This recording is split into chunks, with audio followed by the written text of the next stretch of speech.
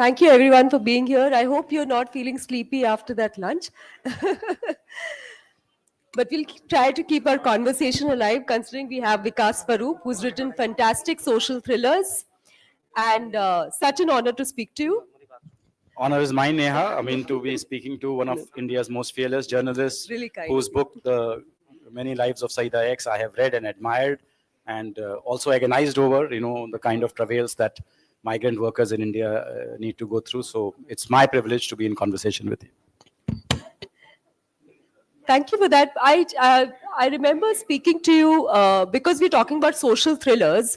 I remember once you mentioned that, how writing started for you, where when in London, you were trying to look for thrillers written by Indian writers and you couldn't find any.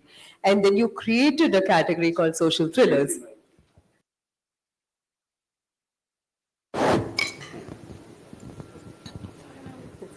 You said that you couldn't find Indian writers writing thrillers, and then you started writing in this format, which you call social thrillers. Can you tell us what you mean by that? So this all started in around 2003 when this was the fag end of my posting in London, and I had an idea for a novel, but then my training as a diplomat kicked in. Because remember, in 2003, the publishing world was very different from what it is today. Today, the middleman has been cut out of the publishing industry. You don't need to go through an agent, you don't need to go through a publisher, you can go straight to Amazon and publish your book if you're not finding a proper publisher, for instance. But in 2003, the publishing world was very much the middleman world, where you had to go through the gatekeepers. You had to find an agent, you had to find a publisher, and only then you could be published. So when I decided that I wanted to write something, I said that I must first check out the competition. Because growing up, I read a staple diet of basically mysteries and thrillers. The same ones that many of us have read: Agatha Christie, Earl Stanley Gardner, Arthur Conan Doyle, Alistair MacLean, Desmond Bagley, people like that. So because I was fascinated by that genre, I wanted to write in that same genre. So I said, my first novel has to be a thriller. But then I said, let me first find out what kind of thrillers Indian writers write, because till then all my reading was about Western writers writing thrillers. So I was posted in London at that time. I went to the local library and I told the librarian, I said, please give me the 10 best thriller books by Indian writers. And she looked at me very blankly and said, thriller books by Indian writers? I said, yes. She says, I can't think of a single thriller book by an Indian. I said, come on, you have 100,000 books in your library there, and you're saying, yeah, no books. She says, yeah, I have many books by very good Indian writers, but I do not think I have a single thriller book written by an Indian writer. So I said, okay, then what do Indian writers write? Because till then, you see, I had not really read too much of Indian writing in English, barring maybe Khushwant Singh. I had read his Train to Pakistan, but I had not really read a lot of the other Indian writers writing in English. So that is when it was my first exposure to Salman Rushdie and Arundhati Roy and Vikram Seth and Marin Suri and Pankaj Mishra and all these people. Because till then I had not read Indian writers writing in English. And when I read, and I bought about 26 books, because you could borrow 26 books at a time from that library. And I read all 26 books and I discovered two things. One, not a single one of them was a thriller. And two, they were all about society. Either a generational family saga from 1870 to 1972, or like Rohinton Mystery Rights or whatever. But not a single one of them was a thriller. They were all about society and social issues. So that's when I had to revise my initial enthusiasm that, okay, I'm going to write a thriller, but then if Indian writers are not good at writing thrillers, then most likely the book that I'm writing is not going to do well. And especially I didn't want to waste 3 years of my life writing something which does not get published. So I said, how can I marry my fascination with thrillers with the kind of books Indian writers write? So that's why I said, okay, I will write about society, but I will write about society in a thrilling kind of way. And that's why I think I invented my own genre called social thrillers.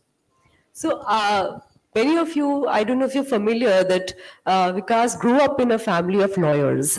And if anyone follows the writing that he has done, you'll see that there are a lot of influences because you grew up in such an environment. Tell us more about it. Yes, so in terms of the influence, I would say, lawyers' briefs are supposed to be very well composed, with a proper beginning, middle, and end, and kind of a thing. And in my writing also, if you see, the structure is very important. So that, I suppose, maybe comes from the DNA. My father was a lawyer, my mother was a lawyer, my grandfather was the Solicitor General of India, my uncle was a lawyer, my aunt was a lawyer, my grandfather's brother was the Chief Justice of the Lucknow bench of the Allahabad High Court. So everyone in my family was in the legal profession. I was the first person who diverged from that profession, because my mother said, if any of my children joins the legal profession, I'll kick him out of the house, because she was just completely fed up with all the legalese that was going on. But growing up in that environment, first of all, the legal world is a literary world, in the sense you're constantly reading and analyzing and extrapolating from that, quoting case precedents, etc. So from that point of view, my grandfather had a magnificent 10,000 book library in his own house. And because he was an eclectic reader, so that's why, apart from legal tomes, he also had Albert Camus and Franz Kafka and Khushwant Singh. And that's how my love for reading really started. So I would say definitely my early exposure to reading was mediated by the fact that I had a 10,000 book library in my house. And that's why in my first book, I have thanked my grandfather. But do you remember any case that really... Oh, yes. My grandfather was a very famous lawyer from Allahabad, and he was responsible for some very, very seminal cases. One case I remember he did was on the abolition of the privy purse, for instance. Whether, these princes had a right to continue enjoying their privy purses, or Indira Gandhi's decision to, feudalism is over, the princely states are over, we don't need to keep them, giving them a pension for life. So that was one case. Another case he did was a very interesting one, where a judge had tendered his resignation, but then withdrew his resignation. And the question was, once you have tendered your resignation, can you withdraw your resignation or not? And I remember, because I was very close to my grandfather was looking up the Mahabharata, and Yudhishthir and whatnot, all kinds of things were quoted in that particular judgment, that does an individual have the right to withdraw the resignation before it has been accepted, or he loses the right once he has already put in his paper, so to speak. So these were some of the, and then of course my grandfather was very active when emergency happened. I remember there was a meeting in my house where L.K. Advani and Raj Narayan had come to discuss how we should proceed, because, democracy is being throttled in India, how we can restore democracy. So my grandfather, was a part of all those very, very important movements. He actually addressed some public meetings also against the emergency in Allahabad. So, like in your life, as personally and also professionally, you've seen the corridors of power in many, many ways, and you've sort of navigated them, understood them in various ways. But in your writing, for example, some of the protagonists that you write about, for example, in Q&A, your protagonist is a waiter trying to make ends meet. In Six Suspects, again, you write about a person who has killed someone who is a working class person. Similarly, in your recent book, again, you speak about a woman who has to recount to the person who's held her hostage what her condition is. And so there are many things here at play. You choose people who have nothing to do with the power corridors. Correct. And why do you choose them? So where is it coming from? No, it's coming from the fact that, look, when I did my book reading, when I did my launch in Delhi, the Norwegian ambassador was sitting there. So I posed a question to her. I said, ma'am, in Norway, you don't have people living in the slums. The average per capita income is maybe $40,000 or something like that. Everybody is reasonably well off. So the kind of stories you have in Norway are probably stories of love, marriage, and divorce. Should I marry, Greta, or should I marry Garbo, or, those kinds of issues are confronting you. But in India, you have people living at what I call the ground zero of human survival. And their stories are much more compelling. Should I marry Greta or should I marry Garbo is more interesting than will I live tomorrow or will I die tomorrow? I have 5 rupees in my pocket, will I get a meal tomorrow or will I starve to death tomorrow? Which is more interesting? Obviously, I think the stakes are much higher in the stories of these people from ground zero of human survival. So I'm not very naturally attracted to those kinds of people and those kinds of stories, not just for the element of drama that is possible, but also, the stakes are so much higher in those kinds of stories where, the existential struggle that these people are going through. I mean, to give a voice to the voiceless, let's put it. I mean, I don't want to put myself in that role and say, I'm trying to do that, but in a way, that's my attempt. Because the guy who's living underneath the, underneath the overbridge, with 1 rupee in his pocket, he will never be able to write his story. He cannot. Even if he has the vocabulary, he does not have the means to convert that vocabulary into this thing. So, to me, it gives me a satisfaction that, these unwritten stories that we see all around us, if somehow I can give voice to those, what's wrong in that?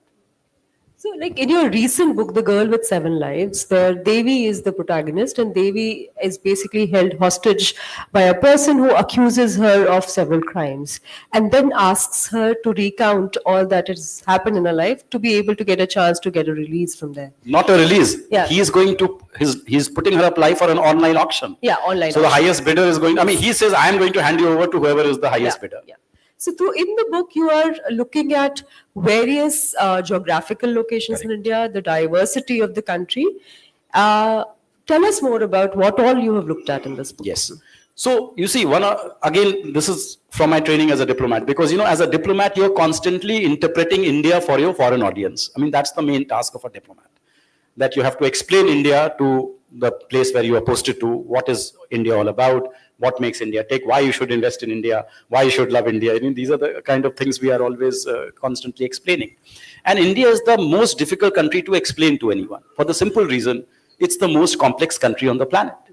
No other country has that bewildering array of diversity that we have in India. 22 official languages. Which country in the world has 22 official languages? And then the various stratifications we have. Most countries have a single stratification of race, but we have the caste system, and that creates its own dynamic. The amount of stratifications that you have in society stemming from the caste system. And then you have the geographical diversity. The north of India is very, very different from the south of India. And as we are seeing in the current debate that's going on delimitation and things like that.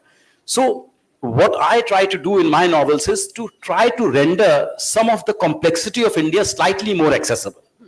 So to give an example, if I were to write a story based on, let's say, guests living in the Mayfair Lagoon Hotel, it would try to scratch at maybe 0.00001% of the Indian reality, because these would be very upper middle class or upper class people who are living in the Mayfair Lagoon, who are visiting Odisha, for a few days and, maybe going to Konark or concluding their mining deal or whatever it is. It will be that world. But by creating a polyphonic narrative, by creating a multidimensional narrative where my protagonist is constantly moving from place to place and interacting with different strata of society, I try to capture slightly more of the elusive Indian reality than you would get from a single narrative. So that's why I have not set a single story of mine in just one building or whatever, because, that does not appeal to me. And that's what I have tried to do in The Girl with the Seven Lives, where Devi, not only does she get into a new avatar every 3 years almost. From Devi, she becomes Deepa. From Deepa, she becomes Diva, a Muslim. From Diva, she becomes Dasmeet, a Punjabi. From Dasmeet, she becomes Deepthi, a Keralite. From Deepthi, she becomes Diana, a Christian nurse. And from Diana, finally, she becomes Dolly. And Dolly is thus one of those, fit into anything kind of a thing. It's one of those names where you cannot really know what Dolly is all about. So this is her reinvention. And then the fact that she moves from Delhi to Punjab to Kerala to Goa to Mumbai. Again, I'm trying to capture some of the geographical diversity of India and then the power structures, the hierarchy in each of these places that she's interacting with. But there's also something very important in your writing where you always, there are people who are struggling with trying to get some kind of social mobility or dealing with the corruption in the society, but also dealing with the, very systemic socio-economic marginalization. Why do you, even when you're talking about all these big things, I know that you steer towards it. So it is not something that you have just sat and decided. As a writer, there are all your experiences from life are definitely making you steer in a particular way because that is your worldview. And that worldview could have been shaped because you were in North America, you were also in Africa, you were also in India. So how was this worldview shaped? So that, in spite of whatever privileges you have, you keep coming and talking about people who are on the margins. Yes. How was this shaped? No, so again, maybe harking back to the first question you asked, that how the fact that I was in a legal family shaped my worldview. And I think the thing about, being in a lawyer's family is lawyers are always seeking justice. So I think it's this quest for justice, which you might, in a sense, this is the first time I've answered this question in this way, because you are the first person who has actually linked this to the legal background of my family. But maybe in a subconscious way, it's that quest for, that elusive quest for justice that drives my characters, all of them. And because they are also constantly searching for either a personal justice or a more, political, I mean, none of the books are overtly political, but maybe a social justice kind of a thing. For instance, in the latest novel, there is just a throwaway line that she belonged to the untouchable community. But she does not believe in that, and that's why she never talks about it, even though, because the novel is in the first person. She does not even refer to it afterwards, because she does not subscribe to that. How can just an accident of birth consign me to a particular social hierarchy in which I had no role to play at all? She does not believe in that. She rejects that, in fact, and that's why she says, I will build my own destiny. I will create my own life, even though, I have to go through a lot of travails and tribulations, but I will create my own life on my own terms. And I think that's the leitmotif of that whole novel, resilience and reinvention. And it's interesting that you write about it in today's times, because there have been all these reports about India where, we are at a time where, inequality is as high as it was at the colonial times. There is a lot of income gap between various sections of the society. There's always a struggle to be able to access whatever. But one thing and another thing, and I want you to respond to this, but also asking this bit about how memory plays such an important role in all your books. Because in Q&A, for example, this person who's sitting and recounting their experiences, or here Devi is held hostage and again she has to recount her experiences. And memory for a lot of us is very selective, right? We want to remember certain things and we don't want to mention, and particularly when it comes to personal narratives, it's only certain things that I want to talk about is what I want to talk about. So why do you keep going back to memory? Yeah, memory is very important. In the very first book, there is this throwaway line. A quiz test is not so much a test of knowledge as a test of memory. It's really a test of memory. How much do you remember? Whether, when you sit in the hot seat and you are asked a question, how are you able to answer that question? Because you had read it, but you have forgotten it, then, the memory has failed you. But if you remember what you had read maybe 10 years ago, then you have a good memory. So memory is important, and especially because, you see, some of my novels follow a very non-linear narrative also. Q&A, for instance, was completely non-linear. You're jumping from here to there, and that's where memory comes in. Because memory can also be very non-linear. Suddenly out of the blue, you may recall something which you had not thought about for the last 20 years. And then the next thing may have no connection to that particular thing. And also because the narrative structure in some of my novels lends itself to the memory aspect. Because in The Accidental Apprentice also, she is now, this girl, 23-year-old Sapna Sinha, has been arrested on charge of murder. She's sitting in a police station, and she's recalling what brought her to this point, how it all began, why did she finally land up in a police station and facing charges of murder. So the whole thing is a flashback in her memory. And similarly, in The Girl with the Seven Lives, the kidnapper is putting a gun to the head of Devi and saying, now I'm accusing you of all these crimes, confess to each and every one of those crimes. So that the people that you have wronged when you committed that crime, they can bid on your life because they need proof that yes, you indeed are the person who committed that crime. So again, she has to delve back into her memory bank. And the interesting thing about, because then you also get into this whole unreliable narrator stuff. That at the end of the day, is the narrator, especially when you're writing in the first person narrative, is the narrator being truthful or the narrator not being truthful? I have not really played around that much with that, but that is also something that intrigues me, this whole unreliable narrator thing, which Agatha Christie did it in The Murder of Roger Stiles, with the first book, where the narrator turns out to be the murderer. And that's the hardest trick to pull off, so to speak, because it really throws off the reader. The last thing the reader expects is that the person who's narrating this whole story about justice is the murderer himself. So I also want to ask you something, which is, of course, a lot of us who are writing and are in this space, of course, a lot of gratitude, but also a slight bit of accusation. Okay? Oh my God. Which is that you wrote your fantastic book Q&A and it became a blockbuster. And now all writers are expected to write books which become blockbuster movies. That's a lot of pressure, and you are responsible for it in a little. And these are times when OTT is coming, a lot of publishing places, or just generally the conversation is write books that can be converted into a film or a web series. So, what do you think? Because in this universe, because when you did it, it was fantastic. But now, for everyone, that is the expectation. So, the merit of the book or what is being written inside the book has less of an importance in this universe that we are speaking about. Where do you see in this situation the future of publishing or books and their existence in themselves? So I was there at the Shashi Tharoor session, and he was also lamenting the fact that people's attention spans are shrinking.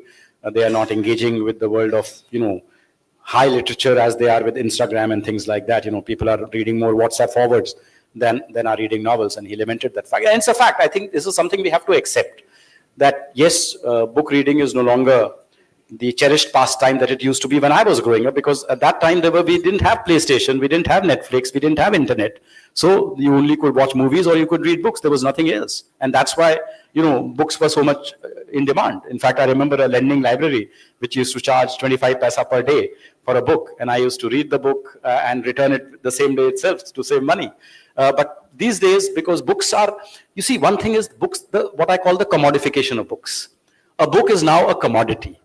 It is no longer, जो हम लोग कहते थे विद्या, कि जमीन पे गिर जाती थी, then immediately you put it to your forehead and you say, अरे विद्या को जमीन पे छूने नहीं देना चाहिए हमें. It's no longer that. A book, they say a book's price $7.99, Reebok's sneakers $8.99. Should I spend it on the book or should I spend it on the sneaker? So that is the first thing. The books have lost their exalted space in our personal imagination and in our economic world also, as used to be in the past. So that's the first thing. Second thing is, as you rightly said, the rise of OTT, the rise of, the image is drowning out the word. Like the joke is, the father is telling the kid, okay, you don't want to read, very heavy duty books, you don't want to read Neha Dikshit, all right, at least read Harry Potter. And the kid says, Dad, I'll wait for the movie to come out. Because that will tell me the whole story. Why the hell do I need to spend 5 days reading the book? So that is what is happening, that the image is drowning out the word, and more, people are looking at how the story can be monetized for the screen. But look, I think that's the wrong way of looking at it, because many people ask me that when you are writing this, since all 3 of my previous books have gone into, 2 have been made, third one will be made, as all the contractors already signed. So they ask me that when you are writing this, are you having one eye at the possibility that tomorrow it will be a web series or a film? And I said no, because the moment you do that, your book will be compromised, because now you are not thinking of it as qua book, you are thinking as a book which might tomorrow be a web series, and you will put in elements deliberately which make it more cinematic and things like that, and the end result will be, it will not be a good book. And if it is if it is not a good book, it will not be a good web series also. So then I think you destroy the whole fundamental. But the second thing is, you need actually more books now, because if you look at Bollywood is crashing left, right, and center. 95% of even big budget movies are crashing because they are not based on good content. They don't have good stories. And unless they have good stories, audience is not going to come, because in the past, audience had no option. If it's a movie by Govinda or Amitabh Bachchan, then that itself was the draw. But nowadays, you have the remote in your hand and you say, okay, I'm not liking this, let's see something else. So my sense is, we actually need better stories.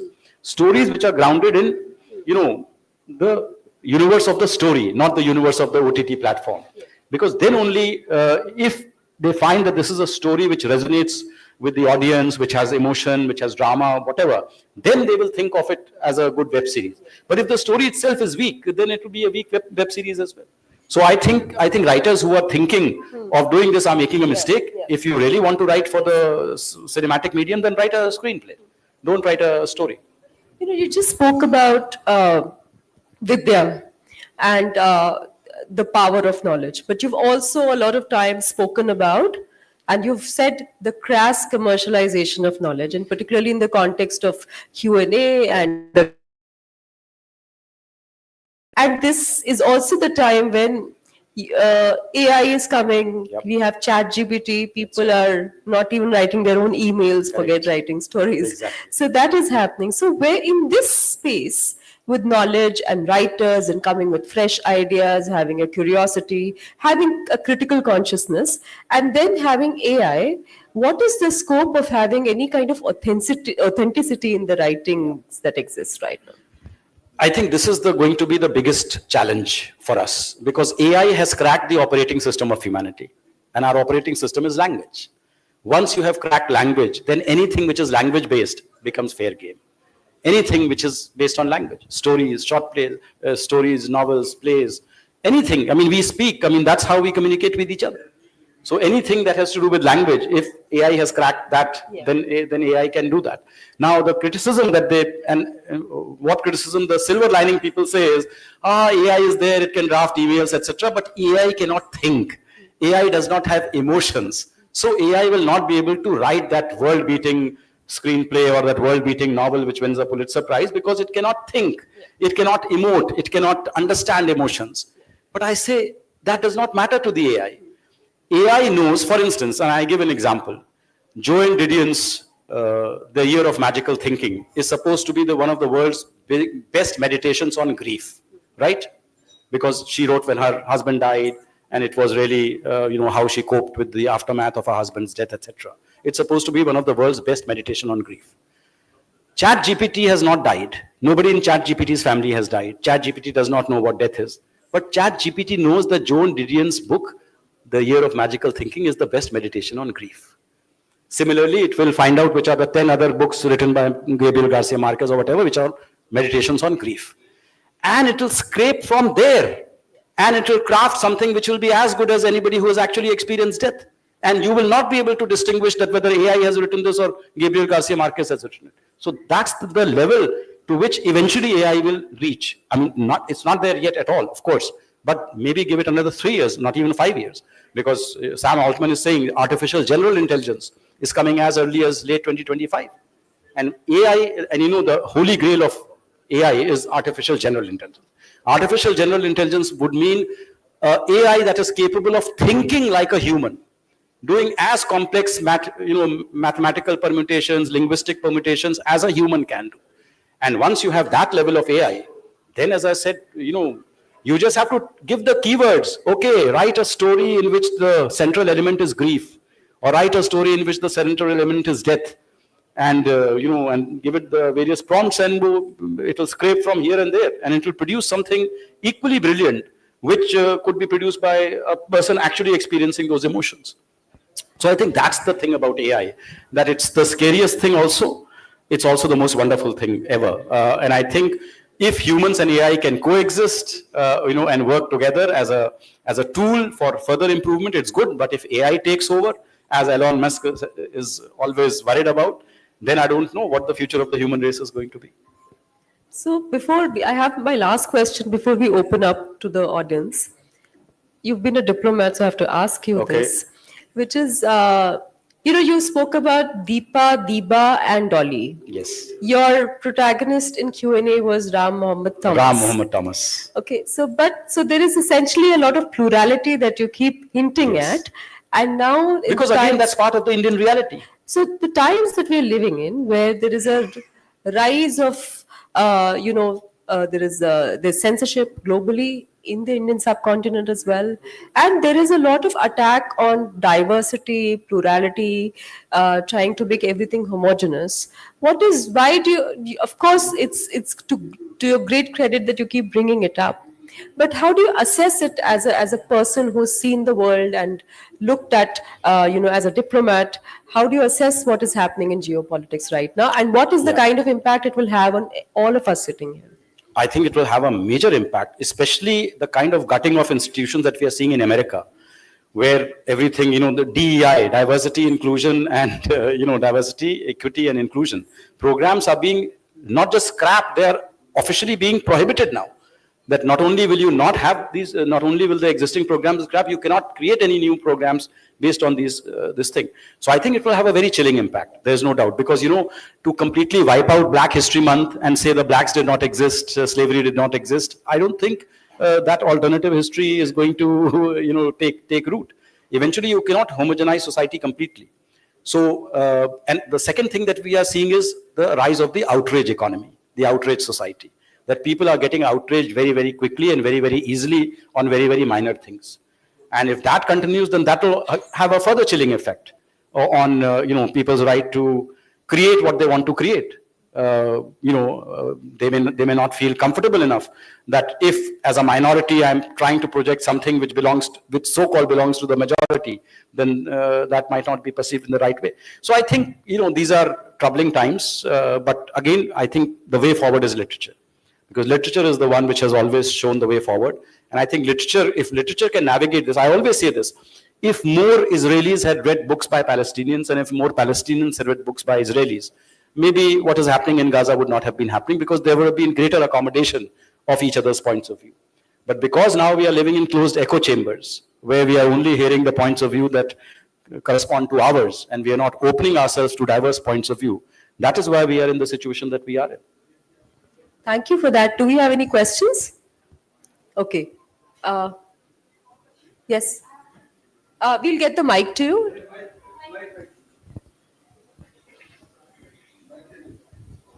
And we'll focus on the questions. Comments can come later. Okay. But I would like to thank both of you. It was a delightful session. Wonderful afternoon. So I have a question on craft, on your writing craft. So because you say that you're a diplomat and you come from a family of lawyers, actually, I am a corporate lawyer. Okay. And my mom pushed me into law. My mom is here. Okay. So she's pushed me into law, though fiction is my life. Because... So you're a corporate lawyer and a writer? Yes. Okay. A writer. And because 90% of my job is in the corporate sector, and you must know that the kind of drafting that we do, so that language runs in my head day in and day out. So my question to you is, sir, that because you are a senior government officer and you are a writer and an acclaimed writer, so is there any way in which you disassociate the language, or have you found a way to marry the two? Well, luckily, in diplomacy, you don't have to have that contradiction, for the simple reason, as an accountant, you work in a very limited construct, numbers and figures and things like that. But, the main trade craft of a diplomat is words. That is what we are taught. Unlike an IAS or an IPS, where, a lot of legwork is involved, a lot of meeting people, that is involved. Our main trade craft is words. We know the value of words, and we know how to use words very carefully, because one wrong nuance can send relationship with a foreign country into a tailspin. So because of the fluency that you have in dealing with words, when you are converting that fluency into fiction or non-fiction, I suppose that comes in handy actually. It's not a constraint, it's an advantage. That because you know the value of words, you can frame those words for your fiction or your non-fiction. So from that point of view, the difference comes in, diplomacy works in a very different way. As Mr. Shashi Tharoor was also explaining, I was doing a panel with the Turkish ambassador the other day. The Turkish ambassador is also an acclaimed novelist. So he asked me, he says, Vikas San, tell me, as a diplomat, what is the most offensive language that you can use? What is the biggest abuse you can use as a diplomat? And I said, the maximum I can say is, I condemn. That's the maximum I can use. You cannot use anything beyond condemn. Condemn is the highest form of diplomatese for something which you totally dislike, but you say, I condemn. As Mr. Tharoor was also explaining, that when you say the two had very frank and candid conversation, it means they were yelling at each other and they were completely disagreeing with each other. But in diplomatese, you say they had a frank exchange of views, That's the way. So that is the difference, that in diplomacy, even though you know the words, but you use the words in a very limited way. Because, you cannot show extreme emotion. Diplomacy is all about moderation, is all about balance. But as a writer, you cannot pull your punches. You cannot say, oh, the slum was a middle-class colony. You cannot say that. You have to call it as it is. It is the hellhole. It is an absolute pits. It's a place where, mosquitoes and sewer rats are there. You cannot pull your eyes away from that. You have to call it as you see it. So that's the difference. That as a diplomat, many things are left unsaid. You speak in between the lines. But as a writer, you need not speak between the lines. You have to actually say it with as many words as you command, as you can muster. So what you can't do as an official, you could do as a writer? Yes, so sometimes that is an outlet also, but as I said, there is not that much of cognitive dissonance in diplomacy. It was not as if that, oh, the government is doing something which I hate and I'm going to express myself in my writing and things like that.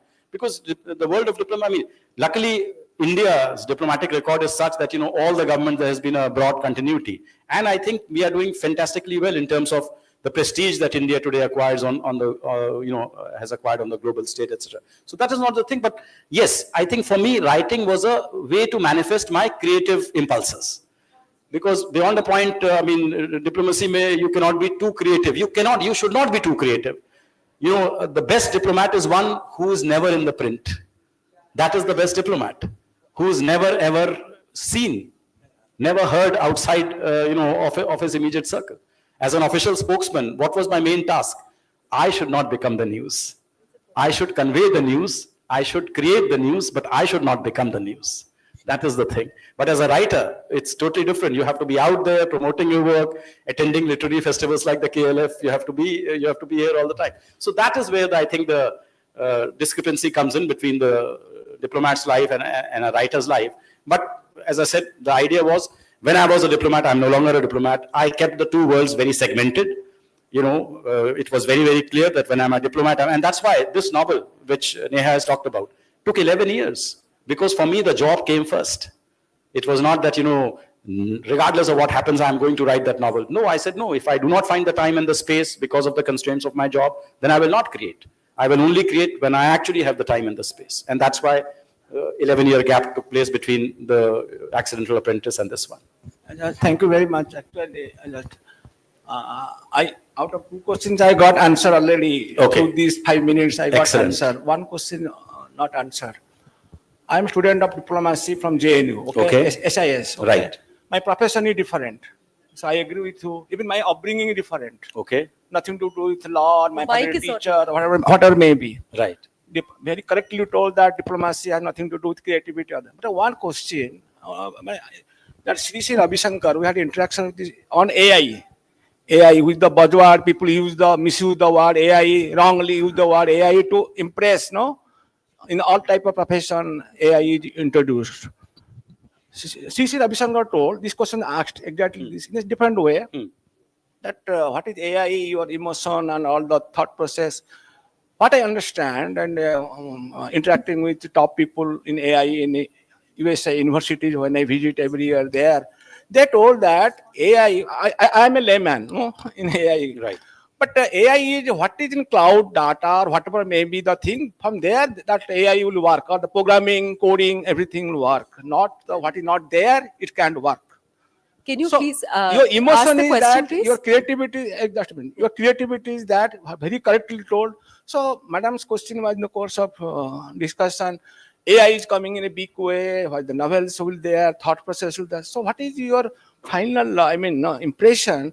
Can AI influence the creativity of a man But AI, in writing? look, but see, that's what I'm saying.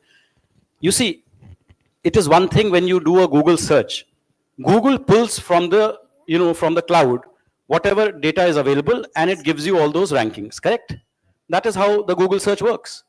That when I Google your name, whatever is there, it will scrape and it will show me the rankings. This is what all I have got on this person. That is the available data to it.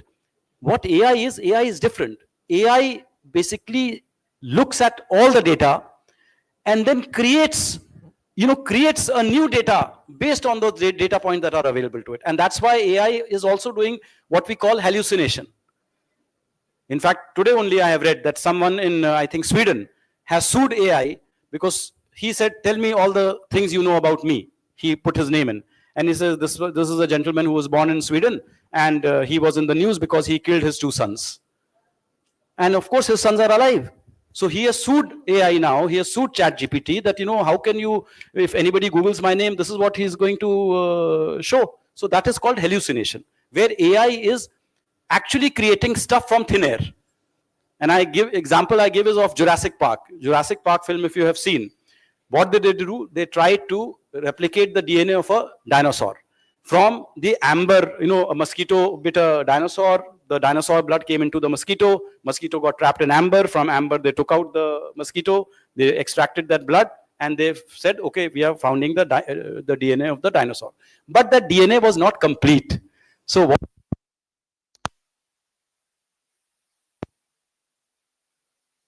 the DNA was not complete, they added the DNA of a frog to complete the DNA. So this is what AI also does.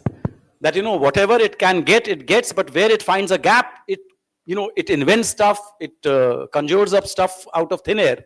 And that is why the latest generation of AI they are working on is how to reduce this hallucination. That is the current problem in AI. We have one last question. The last question, she Yes, said. this is my former colleague, Mr. Kuladhar Saikia, former DGP of Assam, No, it's but a okay, thank Sahitya you. Academy Award winner. No, just only one point. You see, you've been talking about AI and all ChatGPT and other things.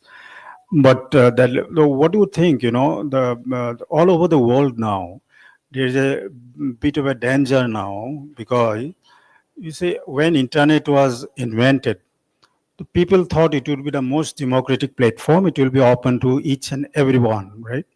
Now, over time, it has been seen that only 4 or 5 languages are going to dominate the digital space, right?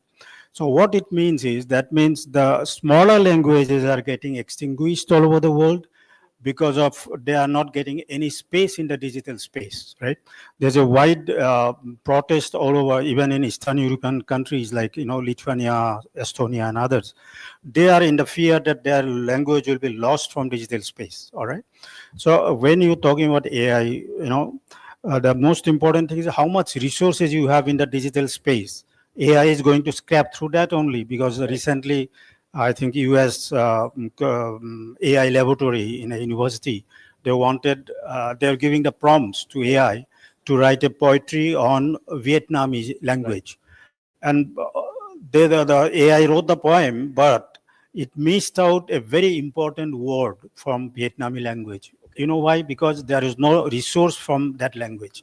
So don't you think this is a very big problem for us, because all the smaller languages all over the world, including Indian languages, are going to face a sort of an extinction in digital space if we do not make it I think that's a democratic. very valuable point you are making. I'll say two things. One, when the internet started, we started talking about the digital divide. The digital divide that exists in the sense that those who have internet access and those who do not have internet access. And that, to a certain extent, because as the cost of data has come down, as the cost of bandwidth has come down, I think we are seeing a more democratization of the internet space. But with AI, we will have a second level of digital divide, which will be the AI divide. Those who can afford the $200 per month ChatGPT subscription, and those who will carry the free ChatGPT subscription, and which the ChatGPT free one will max out after 5 queries, and the $200 one will, which means obviously those who have the access to the $200 one will be much more productive because they will have those many more resources to them. But on the second part of your question, there I have a contra view. I think AI will be the savior of the smaller languages, because for the first time, you see, if you look at the difference in translation of Google Translate and ChatGPT Translate, just try it. It's a world of difference. Why? Because ChatGPT has cracked grammar and language. Google Translate has not cracked grammar and language, and that's why if you just do put something in English and say, isko Hindi mein translate kar do, Odia mein translate kar do, Google Translate will give you lots of grammatical syntax errors because it has not cracked language. But AI has cracked language. If you put the same thing and say, isko Odia mein translate kar do, I'm pretty sure that you will get 95% accuracy with full correct grammar, etc. So in a sense, because AI it's just a question of coding. In Vietnamese, they missed out that one thing, but now the coders will put that thing in. So if you develop better AI systems with these smaller languages, actually that will be the savior, because my biggest grouse against, in India is we have no culture of translation. We keep saying, all the bhashas are important and we must give importance to them, etc. But the fact of the matter is, we have the worst quality of translators available in our country. Karan Singh was telling me, he says, ye bhal ho gaya hai ki, sab kuch mangal hai, the translation was everything is Tuesday. I mean, this is the level at which we are operating. And that's why I think ChatGPT, AI is going to be a savior for many of these smaller languages, because it just takes one dedicated AI researcher to feed that, to input that in. And then the output would be, as I said, in perfect syntax and grammar. And maybe that is a way of keeping these languages alive, and more importantly, getting translations done. I mean, I am amazed that even your book, which won the Sahitya Academy Award, I cannot read in, you wrote in Assamese, I cannot read it in English, because I cannot even read it in Hindi, because it's not been translated. So that is where I think, AI could be a panacea for these smaller languages, and it could provide the translation tools, which, humans at the moment in our country are not able to do it. In places like, in Italy, in Portugal, in Croatia, they read more authors in translation than they read their own authors, because there's a very robust culture of translation. But in our country, unfortunately, that culture is starting, but I think it's still in its infancy. Thank you everyone for being here. And this is Vikas, who's from diplomat, using very less words, to a writer who's talking about every possible thing and translations and possibilities. After this, because we're really running late. But thank you all for being here, and thank you for, and to many Thank you, more Neha. blockbusters and bestsellers, and all of us maybe accuse you even more. Thank you so much. This was as I said, absolutely wonderful conversation, and we covered some facets which I have not covered in other conversations. So all thanks to you. Thank you. Thank you.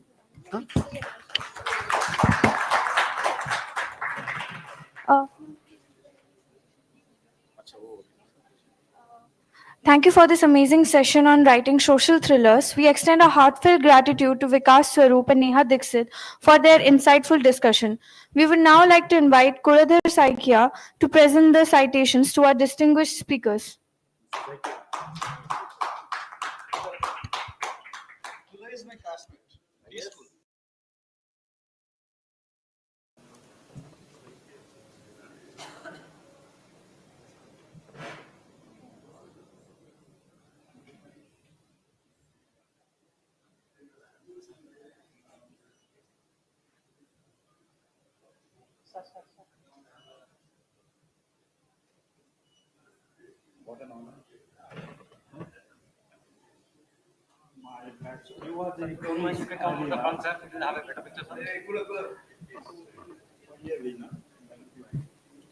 You are the IPS earlier with me.